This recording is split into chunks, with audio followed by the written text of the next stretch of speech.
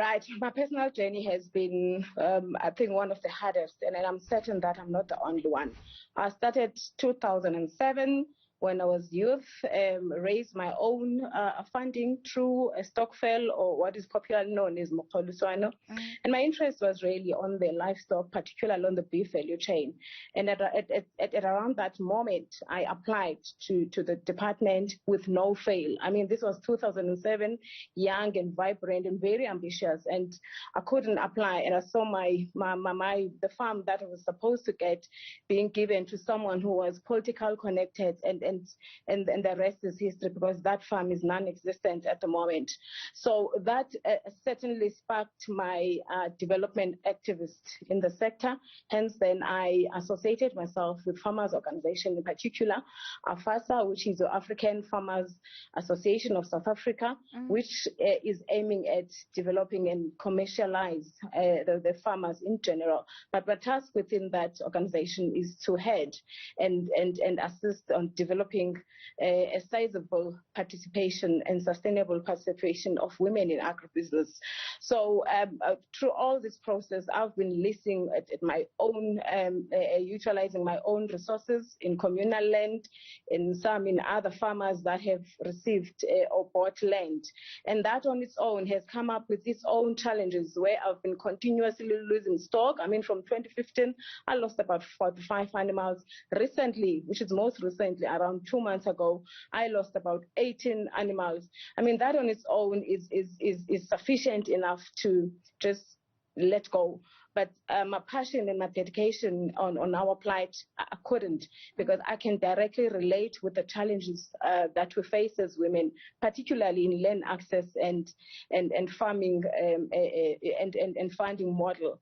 And in 2013, I then further moved to rough AFAL and your processing AFAL, which on my own, I went and negotiate access to markets without any support from government. By the time I went to them and even saying to them, look, now I'm processing AFAL and I've got off-take agreements. My clients were along the lines of your St. George Hotel, 16 Pick and Pays in Gauteng, and Pick and Pay was ready to give me Pick and Pay Africa, but still I could not get support from even the government and even the commercial banks at the time, even Land Bank at the time, because this thing of agro-processing, particularly for a woman who's in the retail, was a new thing at the time, and Land Bank was not assisting anything that is off-farm activities.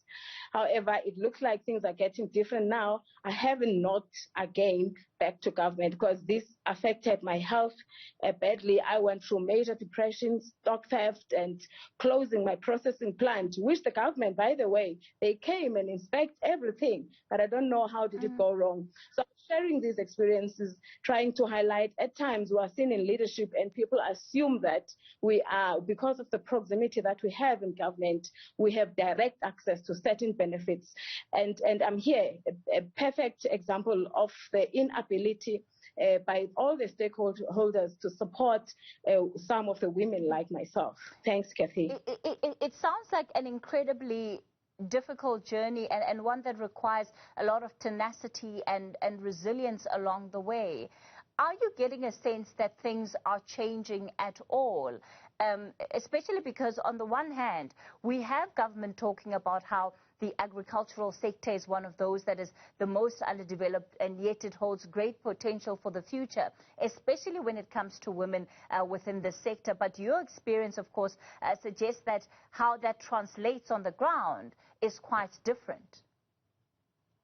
It's quite different and at times extremely disappointing. I think, I'm not sure, perhaps there's a lack of common understanding as far as what it means to have targeted interventions for women. Perhaps if you are not, for a lack of a better word, politically connected, then you stand a chance of not being assisted at all. I've given up, honestly. I'm trying on my own with the support of Standard Bank to make things work, but through government, especially particularly under Gauteng, because my farming enterprise is in Gauteng and Limpopo, I mean, I think we've failed to reach a common understanding of my ambition there. It's also quite a male-dominated industry. So speak to me about being a woman, having to create networks, and more often than not, I imagine, being amongst the only ones in the room. That on its own is a long discussion that we are currently improving on. I mean, as it stands now, I sit on various platforms of the red meat sector, of the sector in its whole. I mean, my interventions at global level at this point, where I am trying to make sure that there's a serious discussion as far as what it means to develop women, so that even other countries can kind of lead and learn from the examples that we have in terms of policies in South Africa. However, as you are saying, I mean, if you look at land access in its current form, it's extremely patriarchal, considering who's benefiting from the land restitution, land distribution. Much as I have had the benefit of sitting on various land claims like Mfisa in Luhume, in Waterberg, in Limpopo, where I've seen women and young people being frustrated by some of the government officials like Mpoma Ile, who are refusing to update those beneficiaries in as far as their land claim is concerned. The sad part of these kind of experiences is that communities are not only missing out on changing their livelihoods for better, but also it deepens the socio-economic challenges in these areas, with women and young people in it being the direct casualties. And now back to your question about, or concern about, being the only woman, it's not helping at all. We need to encourage each other so that women can be part of these decision makers.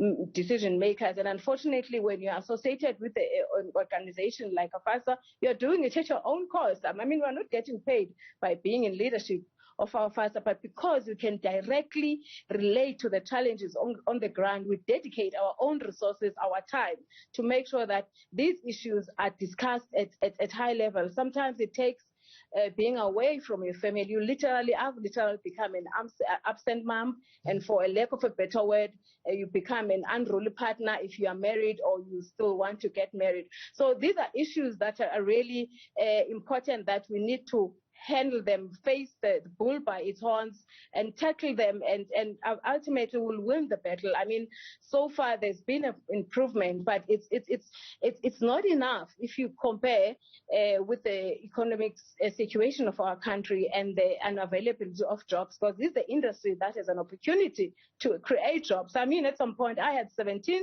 employees at one go when I need to service all these stores at one go. But all this was not taken into consideration, Kathy.